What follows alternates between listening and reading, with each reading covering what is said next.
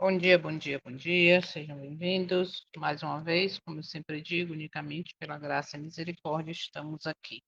Vamos dar seguimento ao estudo do capítulo, ao exame profundo, né, do capítulo 27, a partir do parágrafo 14 até o 19, que tem aqui várias citações bíblicas e lições para aplicarmos para os nossos dias, e tendo assim uma oportunidade de ter os olhos abertos mais uma vez. Vamos orar então, para começar. Santo Eterno, maravilhoso, grandioso sou, estamos aqui mais uma vez, alcançando mais o amanhecer do quinto dia da semana. Estamos gratos porque até aqui tu tem nos guiado, Pai. Obrigada, Pai. Vamos, nesse momento, estudar mais alguns parágrafos deste capítulo que tem sido tão forte, tão revelador, tão necessário. Fala o nosso coração. E nosso pedido é: abre, Senhor, nossos olhos, para que possamos enxergar, para que assim, enxergando a verdade, aceitando e buscando poder e força para viver essa luz, essa verdade, tomarmos decisões.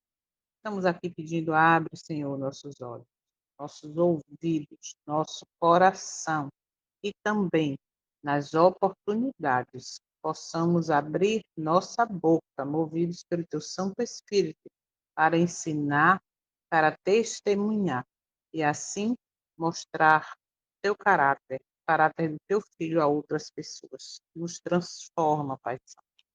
Te damos liberdade para o teu Santo Espírito nos modificar, nos transformar, nos convencer, nos guiar a toda a verdade. Sabemos, entendemos a necessidade urgente de te buscar, de contemplar a tua face para sermos transformados e também de testemunhar teu caráter para muitos. Por isso, queremos ser purificados. Por isso, com a presença do teu Santo Espírito, queremos ser transformados. Nos colocamos como um vaso nas mãos do oleiro. E, se necessário for, Pai, nos quebre, mas nos faça um novo vaso para a honra e glória do teu nome. Nós de nós mesmos não temos condição de fazer escolhas corretas. Por isso, te pedimos que nos batize, nos preencha com teu Santo Espírito, para assim levarmos outros ao céu, sermos instrumentos, melhor dizendo, de encaminhar outros ao céu. Fica conosco neste dia. Toma cada um aqui presente, cada família representada.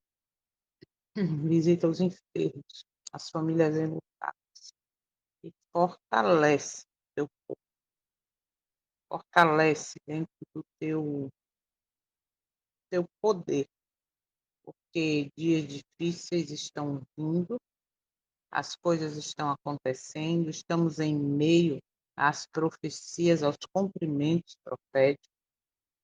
Como nós temos aprendido neste capítulo, vai existir um falso reavivamento, movido pelo espírito de Satanás, e já temos consciência de para sabermos o que vem de ti e o que não vem, tem que estar de acordo. É um exame profundo temos que fazer, tem que estar de acordo à lei e aos profetas. A tua Bíblia, a tua palavra é bem clara em relação a isso. Por isso, Pai, nosso desejo é buscar, é conhecer, para assim, como disse o capítulo também, termos o escudo, a proteção contra o engano do mal. Obrigada por essa oportunidade.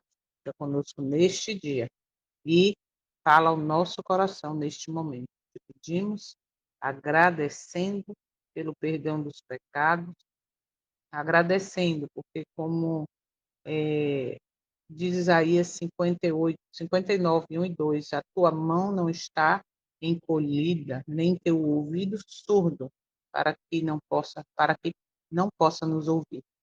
E é neste propósito que queremos nos purificar do poder do pecado, do poder do maligno, para assim sermos ouvidos por ti. Obrigada por tudo. Em nome do teu Filho, nosso Salvador, o Messias, o sumo sacerdote, é que nós pedimos e agradecemos. Amém. Amém. Bom dia, bom dia, bom dia. Espera aí só um pouquinho. Está gravando, ok. Vamos então para a leitura a partir do parágrafo 14. Muitos ensinadores religiosos asseveram que Cristo, pela sua morte, aboliu a lei, e em virtude disso estão os homens livres de suas reivindicações. Alguns há que a representam como um jugo penoso, e em contraste com a servidão da lei, apresentam a liberdade a ser gozada sob o Evangelho. Então, isso aqui a gente vê muito comum, né? É muito comum hoje no mundo evangélico se dizer, né, pregar de que realmente Cristo aboliu a lei na cruz, e já sabemos e entendemos a profundidade disso, e o que foi abolida foi as cerimônias que apontavam para ele, ok? Para o seu sacrifício, e dentro dessa realidade do que acontecia no passado, não se cumpre mais. Por quê? Porque o Cordeiro se fez carne, ok? Foi ele, né? Ou melhor, tirou o pecado do mundo. Então, toda a parte de sacrifício, nesse sentido simbólico que apontava para ele, sim, isto foi abolido. Por isso, o véu se rasgou e hoje nós temos acesso direto ao Pai através dele, e vitorioso pelo seu sacrifício, nos deu essa oportunidade. E, infelizmente, muitos não entendem isso profundamente, e aí dizem que a lei que foi abolida foi a lei dos 10 mandamentos. Mas se essa tivesse sido abolida, como se propaga, o que queria acontecer? Não era pecado matar, nem roubar, e por aí vai. Só que se aceita 9 mandamentos, esses não foram abolidos, mas quando fala do sétimo dia, aí a gente volta para o capítulo 25, se eu não me engano, que fala sobre a imutável lei de Deus, o 26, que fala sobre a reforma na adoração do sábado, exatamente por conta disso, ok? Seguir. Não foi, porém, assim que profetas e apóstolos consideravam a santa lei de Deus. Disse Davi: Andarei em liberdade, pois busquei os teus preceitos. Salmo 119, 45. O apóstolo Tiago, que escreveu depois da morte de Cristo, refere-se ao decálogo como a lei real e a lei perfeita da liberdade. Tiago, peraí. Tiago 2, 8 e 1, 25. É interessante essa citação do Salmo, e tem uma parte de Tiago aqui, como falou aqui logo abaixo, que fala que é a lei da liberdade. E o Salmo 119, que sabemos que é o maior capítulo da Bíblia, né? E ali diz claramente assim, ó, verso 45: Andarei em liberdade, pois busquei os teus preceitos. Ou seja, se você vive em concordância com a vontade do Eterno através da obediência, né, à sua vontade, aos seus mandamentos, você anda em liberdade.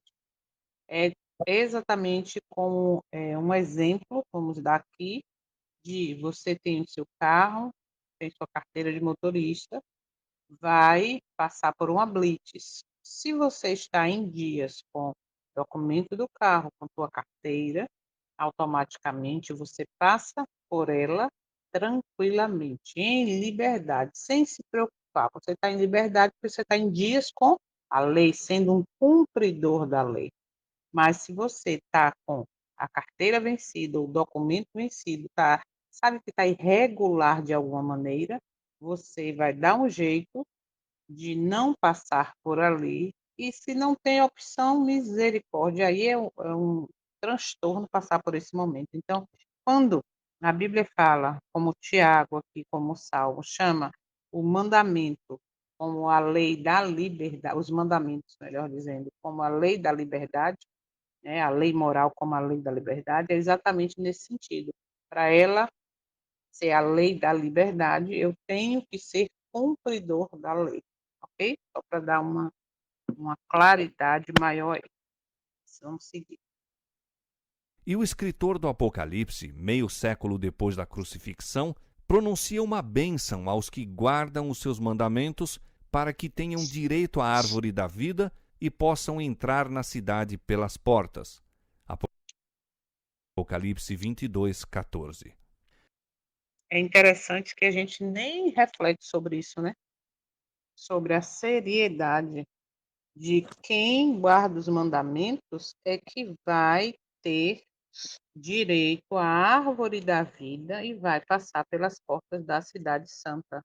Eu nunca tinha parado profundamente para observar isso, que a gente fala sempre, né, de guardar, de guardar, de guardar, mas quando o Apocalipse 22:14 fala aí bem claro que abençoados são aqueles que praticam seus mandamentos. Observe, não é só conhecer ou pregar, falar sobre, não, praticar. Eu estou lendo na versão King James, Apocalipse 22:14. Abençoados são aqueles que praticam seus mandamentos, para que eles tenham direito à árvore da vida e possam adentrar pelos portões da cidade. Percebe? Então, guardar os mandamentos, guardar a lei da liberdade, ou seja, andar sendo praticante dela, olha, vai me dar direito à árvore da vida. Então, se eu sou desobediente, eu não vou ter direito à árvore da vida e nem vou adentrar pelas cidades, ou pelos portões da cidade. Olha que profundo isso, né? Vamos seguir. Parágrafo 16. A declaração de que Cristo, por sua morte, aboliu a lei do Pai não tem fundamento. Se tivesse sido possível mudar a lei ou pô-la de parte, não teria sido necessário que Cristo morresse para salvar o homem da pena do pecado. A morte de Exatamente. Cristo, longe de abolir a lei, prova que ela é imutável. O Filho do Homem veio para engrandecer a lei e torná-la gloriosa. Isaías Olha, 42, 21. Disse ele: Não cuideis que vim destruir a lei. Até que o céu e a terra passem, nem um jota ou um tio se omitirá da lei. Mateus 5, 17 e 18. E com relação a si próprio, declara ele: Deleito-me em fazer a tua vontade, ó Deus meu. Sim, a tua lei está dentro do meu coração. Salmo 40, verso 8. interessante aqui, né? A morte de Cristo mostrou que a lei não foi abolida. Por quê? Porque senão ele não precisaria ter morrido. Isso mostra que o salário do pecado é a morte.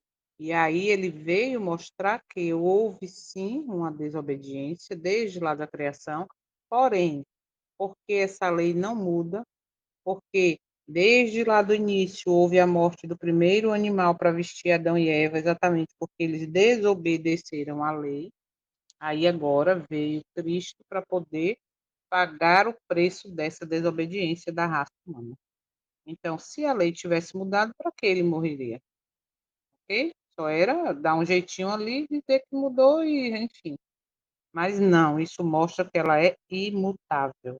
E aqui eu gosto de Isaías 42, verso 1, quando diz que o Filho de Deus veio para engrandecer a lei.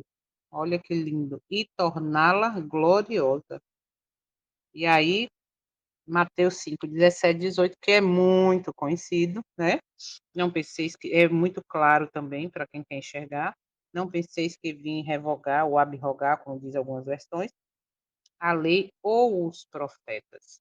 Até que o céu e a terra passem, nenhum tio jamais passará da lei antes que tudo se cumpra. Então a gente percebe que está aqui claro, só infelizmente existe, como é que eu posso dizer, uma cegueira espiritual onde as pessoas não percebem, não enxergam isso, né?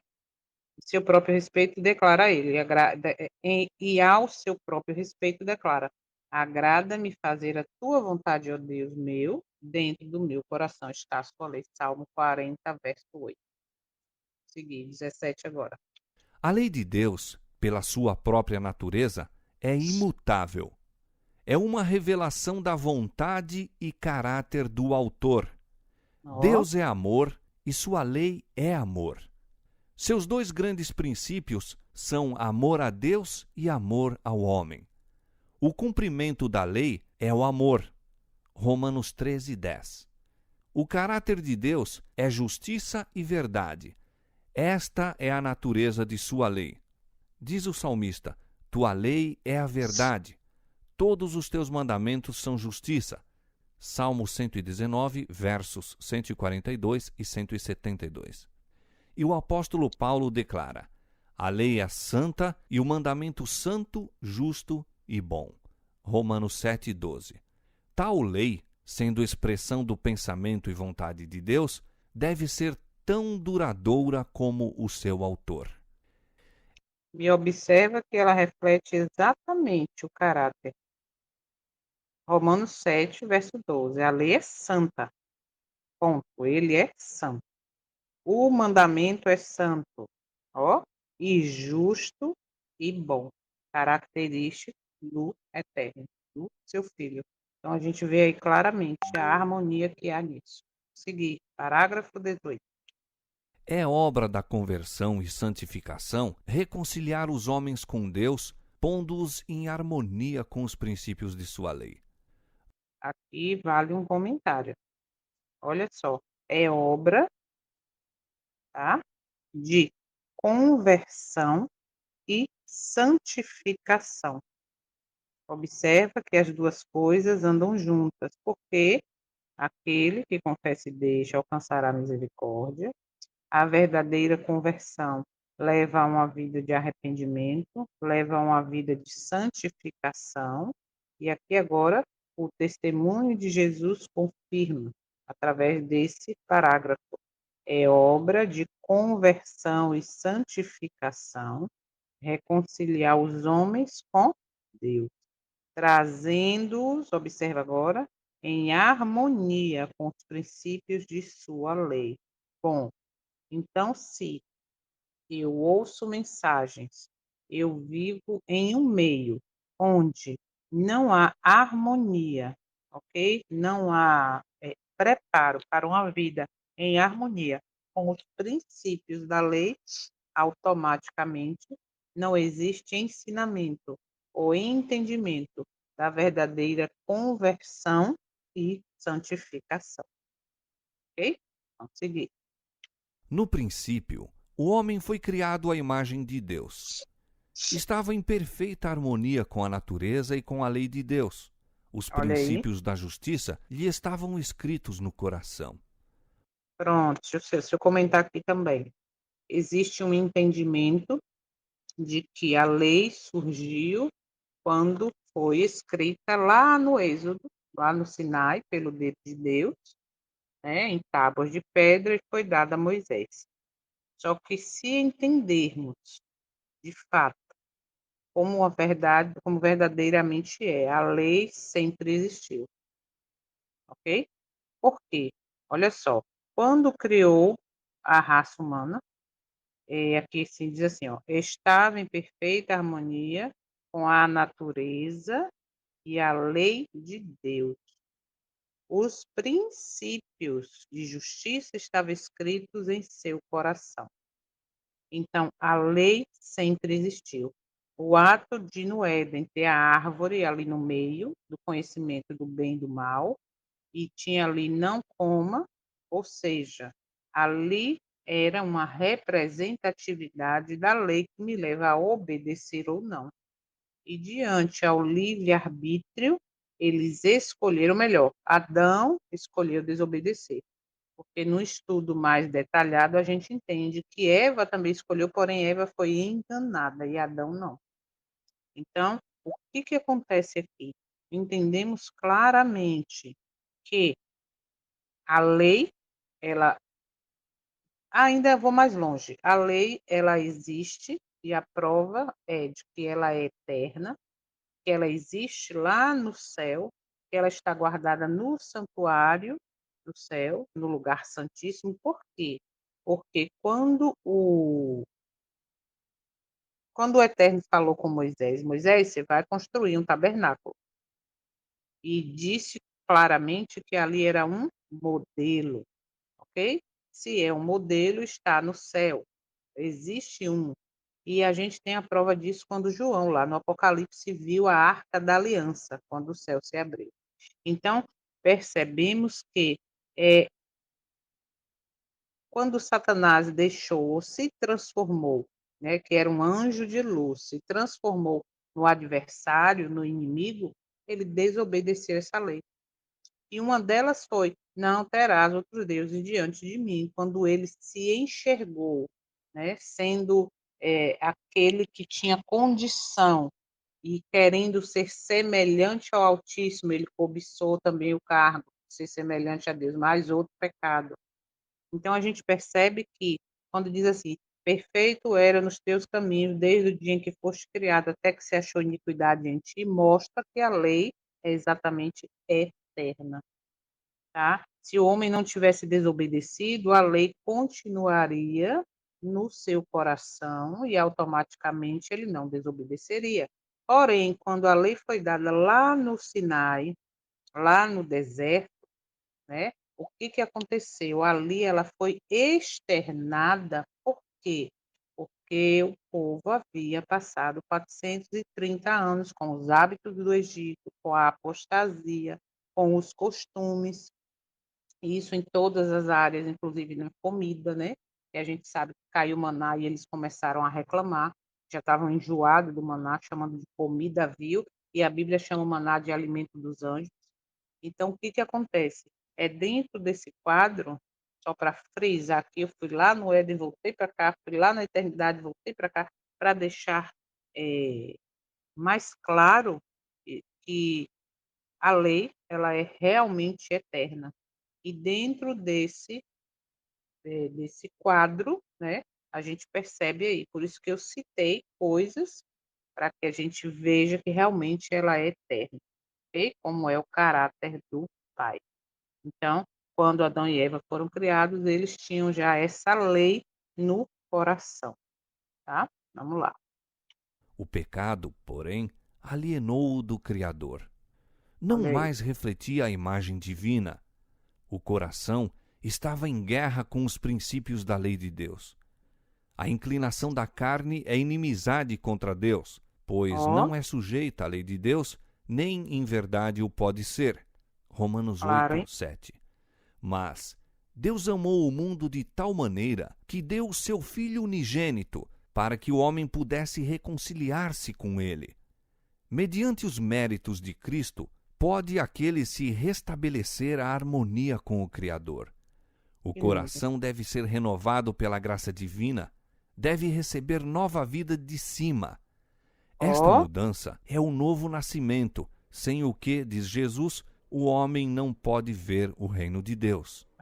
claro O aí, hein? primeiro passo na reconciliação com Deus é a convicção de pecado. Opa, Pecado é o quebrantamento da lei. Pela lei vem o conhecimento do pecado. 1 João capítulo 3, verso 4 e Romanos oba. capítulo 3, verso 20. A fim de ver sua culpa, o pecador deve provar o caráter próprio pela grande norma divina de justiça. É um espelho que mostra a perfeição de um viver justo, habilitando o pecador a discernir seus defeitos de caráter. Muito bem. Então, Pedro, ó, pela lei vem o pleno conhecimento do pecado. Se eu digo ou acredito que a lei foi abolida, como que eu vou conhecer o pecado? Ok? E 1 João, aí é bem claro, 3, verso 4, o pecado é transgressão da lei. Aí eu vou lá naquilo que eu já falei há um tempo atrás, em outros momentos, em outros estudos. Existe uma incoerência no nosso meio quando declaramos que somos aquele povo, né, que guarda os mandamentos, e ao mesmo tempo eu digo que é impossível, já que agora, né, mais claramente, ou sempre, já há algum tempo entendemos que pecado é transgressão da lei baseado em 1 João 3,4, como é que agora eu vou dizer que, ou aceitar o evangelho como tem sido pregado hoje, que é impossível deixar pecar. É impossível, eu estou declarando, se eu acredito nisso, que é impossível guardar a lei. Então, a incoerência é muito grande quando eu digo que é impossível guardar a lei, aí eu digo que eu sou a pessoa, ou dentro da missão, eu sou o povo que guarda os mandamentos de Deus. Não há harmonia nisso. Muito bem. Vamos, então, dar tempo maravilhoso para os. Eita, peraí. Para os slides.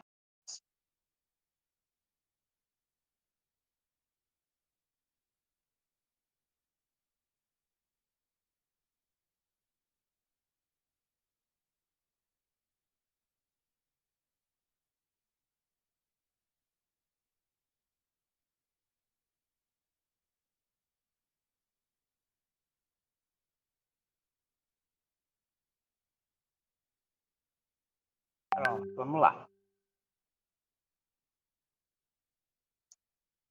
Esse trecho a gente viu revelado aqui uma verdade central e muito negligenciada hoje, que é a relação entre a lei do eterno, a graça e a verdadeira conversão. A ideia de que a lei foi abolida é um engano perigoso, porque aí Mateus 5,17 é bem claro quando diz: Não cuideis que vim destruir a lei. A lei.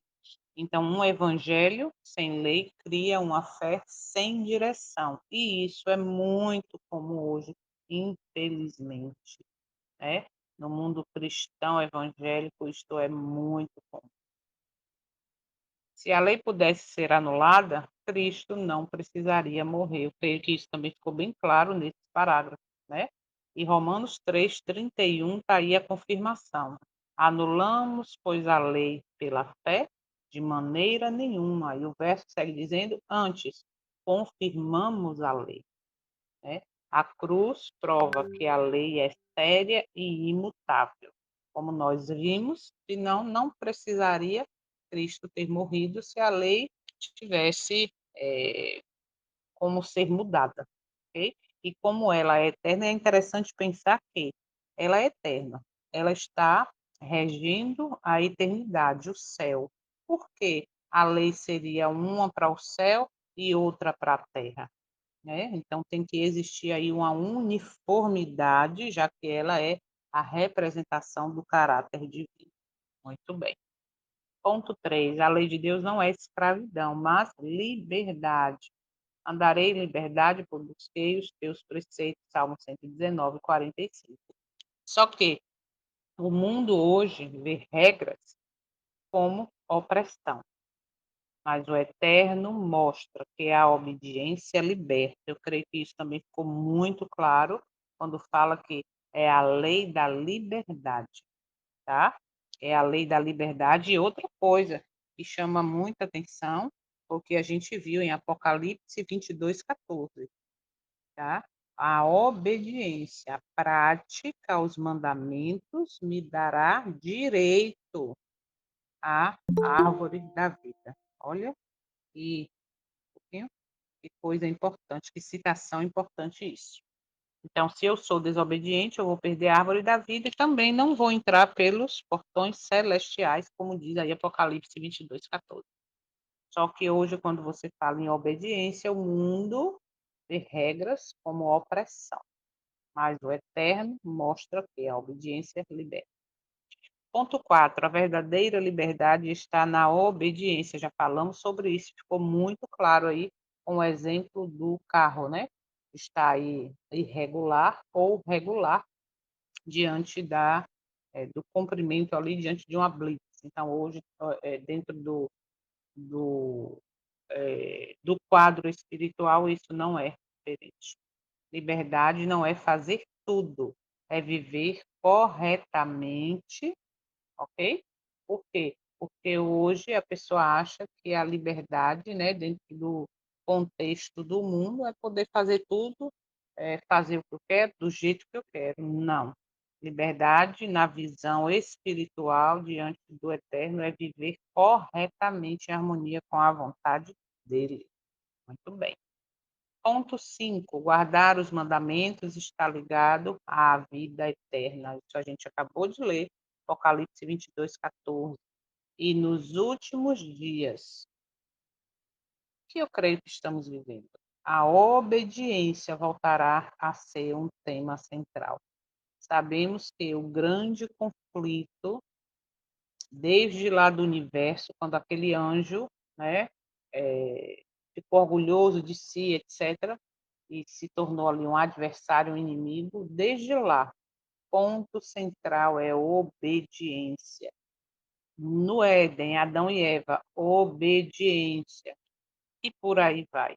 Então, a gente percebe que o motivo do grande conflito na eternidade é o mesmo aqui na Terra e vai ser o ponto central mais ainda, onde vai dividir o mundo em duas classes, em dois grupos apenas, não existe três.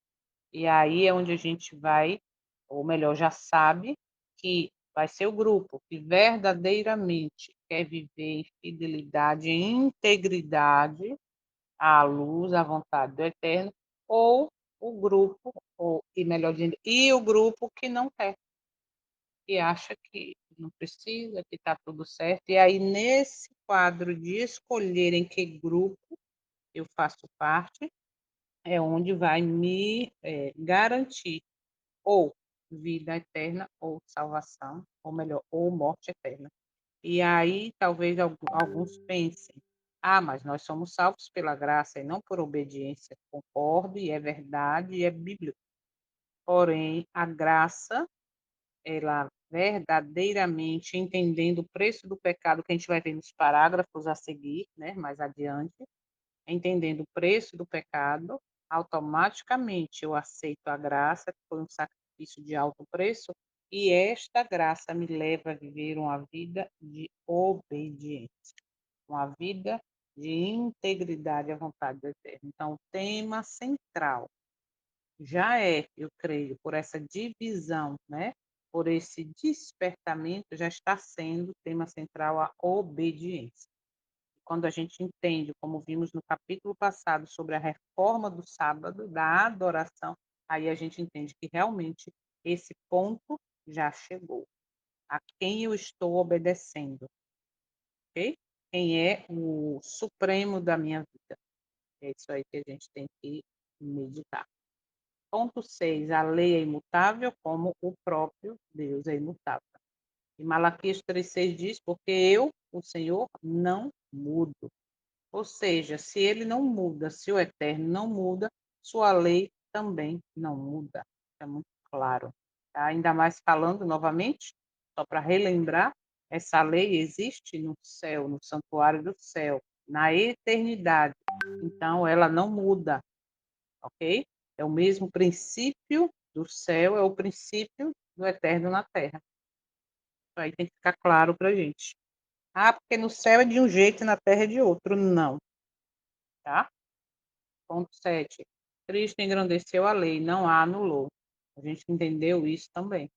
Porque a partir do momento que ele precisou vir morrer para, como ele disse ali, como a Bíblia revela, para perdoar essa transgressão da lei, então automaticamente isso engrandeceu. Gente, é muito claro quando a gente começa a entender, né? A gente começa a buscar mesmo de fato, a gente entende que esse ato foi exatamente engrandecendo a lei. Tipo, ela não muda. Esse preço que eu estou pagando aqui agora por você é exatamente porque ela não muda. Então, ele mostrou o verdadeiro, o Salvador mostrou o verdadeiro significado espiritual da lei. Okay? Ponto 8. A lei revela o quê? O caráter do Eterno. E a tua lei é a verdade. E desprezar essa lei é distorcer quem ele é.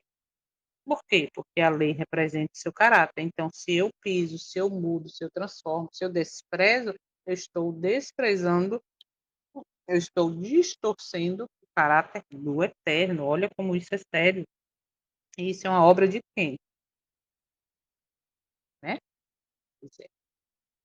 Ponto 9. O amor é o cumprimento da lei. Aí a gente vai lá para onde? Novamente? Para a cruz.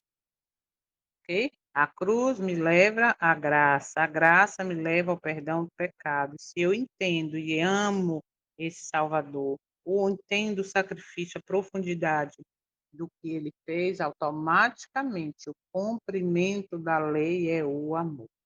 Então, se eu obedeço de fato, entendendo o preço do pecado, aceitando a graça verdadeira que é transformadora, pronto, está aí. O cumprimento da lei é o amor. A obediência verdadeira não é legalismo, é amor em ação. Você que quer viver em obediência verdadeira, não seguindo nem obedecendo mandamentos humanos, não seguindo nem vivendo o vinho de Babilônia, o que que acontece? Eu estou exatamente sendo obediente de verdade, mas você é achado de extremista e por aí vai, mas eu entendo que isso não é legalismo, é o amor, é a gratidão pelo perdão dos pecados. Então, o cumprimento da lei é o amor, que coisa linda. Ponto 10, a lei é santa, justa e boa.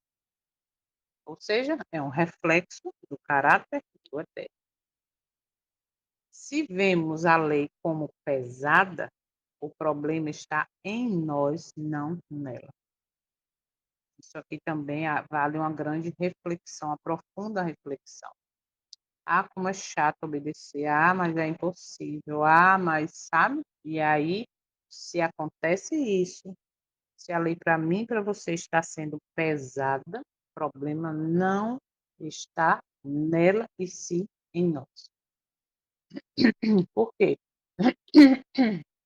Porque não estamos reconhecendo a necessidade, ou melhor, não estamos reconhecendo o amor em ação que foi a graça, que foi o sacrifício, que veio engrandecer a lei, dizendo ela é eterna, não muda, por isso estou aqui. E aí eu tenho agora que entender isso e buscar resolver esse problema com humildade diante do Eterno, muita oração. Ponto 11. O pecado rompe a harmonia com o Eterno. Eu falei lá, Isaías 59, as vossas iniquidades fazem separação. Ou seja, olha isso. Eu não sei o que está acontecendo, sinceramente. Quer dizer, eu sei. Por quê? Como eu falo sempre, se hoje se prega que é impossível, né? E não tem como vencer, vitória sobre o pecado hoje não tem como mais. E se eu vivo nessa liberdade de pecar, pecar, pecar, porque não tem como vencer, eu estou me separando do céu. O que foi que fez Adão e Eva serem expulsos do Éden? O pecado, a desobediência, a iniquidade. E por que hoje, olha, sinceramente, o que foi que fez só daquela geração que atravessou o Mar Vermelho, só Josué e Caleb continuarem ali fiéis? A gente sabe que muitos fiéis morreram, então não entraram na Terra Prometida, mas a maior parte daquela geração, ela foi destruída pela sua iniquidade, apostasia, rebeldia. Aí como é que hoje eu vou aceitar essa narrativa de que o pecado está tudo bem, vai, olha, como eu recebi um áudio num grupo um dia desse, a moça falando, ontem, que era na segunda, pela manhã, né? Aí ela falou assim: ontem o pastor aqui pregou e nós não vamos vencer nunca o pecado, vamos continuar. E quando, ou melhor, e o que falta em nós para a plena obediência, Deus vai preencher. Então, infelizmente, essa é uma narrativa atual dentro da nossa realidade como povo, tá? Então, mostrando que o pecado é algo leve, não tem problema nenhum, só que vem agora Isaías e, a mão do Senhor não está encolhida, nesse ouvido surdo, mas é as vossas iniquidades que fazem separação. E isso faz com que ele não coloque, ou melhor, não ouça os seus pedidos, as suas orações. Então, o pecado não é algo leve. Ele destrói a comunhão com Deus. É bem claro isso. Ele destrói. Ok? Ponto 12, o coração natural é inimigo da lei de Deus. Por isso que muitas vezes tem gente que fala: "Ah, eu sou assim mesmo, eu sou assim mesmo". Não, não seja assim mesmo. Por quê? Porque o coração natural é inimigo de Deus, é inimigo da lei, é o inimigo da obediência. Romanos 8:7, a inclinação da carne é inimizade contra Deus. Por isso, não basta tentar melhorar, é preciso nascer de novo, é preciso viver em novidade de vida, tá? Ponto 13, a reconciliação vem por meio do Messias, do Salvador, do Cristo, do intercessor, do mediador, do sumo sacerdote. Deus nos reconciliou consigo mesmo por meio de quem? De Jesus Cristo, seu Filho. E só o Filho, só o Messias, só o Cristo pode restaurar o que o pecado destruiu. Isso é fato. Ponto 14. O novo nascimento é essencial. Quem não nascer de novo não pode ver o reino de Deus. Nascer de novo, viver em novidade de vida. E aí entra agora um ponto que a gente já falou outras vezes: religião sem transformação não salva ninguém. E hoje, infelizmente, dentro da harmonia que há na religiosidade, eu falo como todos, não estou falando de uma religião, eu falo todos como instituição, como CNPJ, infelizmente, levam a vida de transformação em que sentido? Não é uma transformação para ter uma vida santa, é uma transformação de que pode viver assim, que está tudo certo, é uma transformação de que você vai ter o carro, você vai ter a mulher, o casamento, a viagem, o dinheiro, o emprego, sabe? Leva a uma transformação de vida terrena. Mas a verdadeira transformação é de caráter. É para o ser humano viver em harmonia com a vontade do Eterno. Então, essa religiosidade superficial, aparente forma de piedade, sem transformação, não vai salvar ninguém. Ponto 15. A lei revela o pecado como espelho. A gente viu isso aí agora no finalzinho do parágrafo, né? Pela lei vem o pleno conhecimento do pecado. Sem a lei, o homem não vê seu pecado. E sem isso, não busca salvação.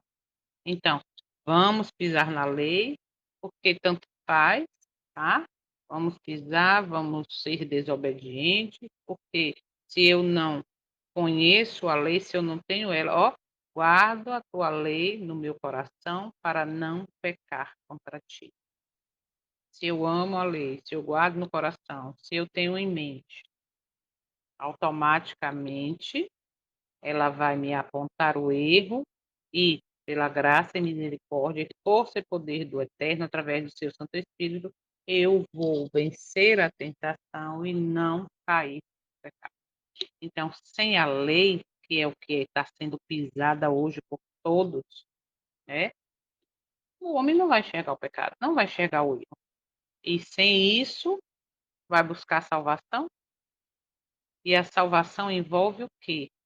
Entender e viver a graça de fato, entender que a graça me leva a uma vida de obediência, e essa vida de obediência me leva à santificação, Hebreus 12:14, sem a santificação, ninguém verá a Deus.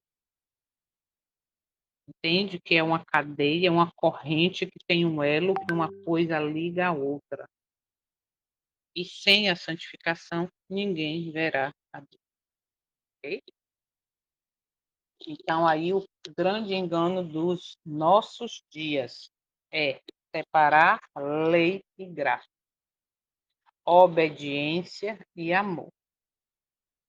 Mas a verdade bíblica mostra que a lei revela o pecado, a graça, que custou um alto preço, perdoa o pecado, e a conversão, de fato e de verdade, transforma o pecador.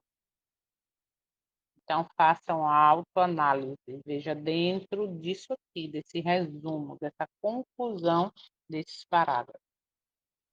Aonde é que eu preciso mudar? Conhecer mais a lei, entender profundamente seus estatutos e juízos, para que assim eu entenda de fato o pecado, entende? Eu tenho agora que, ou eu melhor, eu já entendo que a graça perdoa o pecado, ponto. Mas essa graça que perdoa o pecado, se eu aceito, de fato, ela é um agente transformador. Por quê? Porque eu passo a entender, como eu falei, a gente vai vendo os parágrafos a seguir com mais profundidade, eu passo a entender de que o meu pecado foi que crucificou o meu Salvador. E se eu volto a repetir esses erros, eu estou fazendo a mesma coisa, continuando ferindo o meu Salvador. Provérbios, se não me engano, é 3,19. Aquele que confessa e deixa alcançará misericórdia. E esse que perdoa e se arrepende e deixa, é que o sangue de Cristo tem poder expiatório, tá? Não esqueçam disso. E a conversão é necessária. Para quem dirige, sabe, conversão é aquele contorno que tem lá, é o retorno quando eu estou no caminho errado, que eu estou querendo ir para tal lugar, e eu estou indo, daqui a pouco eu vejo, epa, aqui não vai sair lá, peraí, eu tenho que fazer a conversão, eu tenho que retornar para voltar à origem, para pegar o caminho certo. Por isso, vai lá agora, Jeremias 6,16. Busque as veredas antigas para você encontrar a paz, para você encontrar o sossego e ande por ela. Mas o povo naquela época, o verso diz assim, Jeremias 6,16, e eles responderam, não andaremos por ele. Então, cabe a mim e a você decidir, nós vamos andar por esse caminho da santificação, da vitória sobre o pecado, de entender verdadeiramente a graça ou não. Não tem outra opção, ok? Então, amanhã vamos dar continuidade com o parágrafo 20. Isso, parágrafo 20 até o 26. Então, quem quiser já pode ler, marca aí do 20 ao 26, é o que nós vamos meditar amanhã, tá bom? Alguém quer fazer algum comentário, oração final para a gente encerrar? Não? Então, oremos. Santo e Eterno, nós te agradecemos por mais essa oportunidade, ter os olhos abertos, de entender que a lei ela é imutável, ela é eterna, representa o teu caráter, e é por isso que obedecendo estaremos representando o teu caráter, vivendo em harmonia com a tua vontade, estaremos representando o teu caráter. Essa é a nossa vontade. Porque tua Bíblia é clara, tua palavra é clara quando diz que os 144.000 receberão o teu nome, o nome do Pai e do Filho na testa, representando exatamente essa mudança de caráter. Por isso, por favor, estamos nesse momento declarando que damos liberdade para sermos transformados. Vai doer? Vai. Não é fácil, é verdade, mas sabemos a urgência da necessidade de sermos, de fato, obedientes a Ti. E assim estarmos aperfeiçoando o caminho para a eternidade. Obrigada por tudo, fortalece-nos neste dia, esteja conosco e andemos contigo como Enoque em total dependência, como teu filho em total dependência também de ti, nosso maior exemplo. Obrigada por tudo, em nome dele, te pedimos e agradecemos, com perdão dos nossos pecados. Amém. Amém. Bom dia, bom dia, bom dia. Que o Senhor te abençoe, te guarde e até amanhã, se Ele permitir. Daqui a pouco bota o link lá já.